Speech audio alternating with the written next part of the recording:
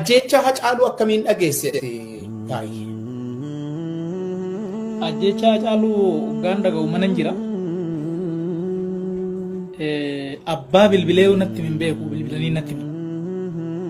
Jechuun rifadhee akka malee rifadhee wanni suni argitee shira guddaa akka kiyyeeffamee godhame hinuma naa gale uggasu. Garuu eenyu godhee ka jedhu irratti wanni gaafas yaannu fi wanni har'a yaannu wal dide. Wanni qorannoodhaan barbaachisu akkuma jiru ta'e.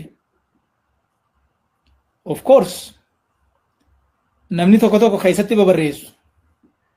Waliifis hin bilbila walaasofna isaan. Waan wal fakkaataa anattis namni barreessu. Facebook irrattis bahee fachuun argattaa namni jedhus jira. Gaafa san namaan. So sanirraa ka'ee eenyutu gurbaa kan akkana godhe ka jedhu irratti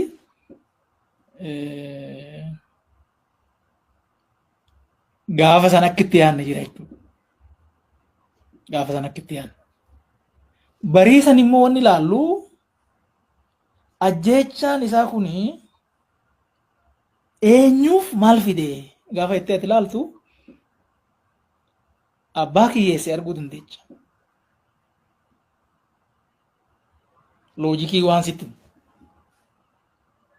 Kun kan boodarra hubatte moo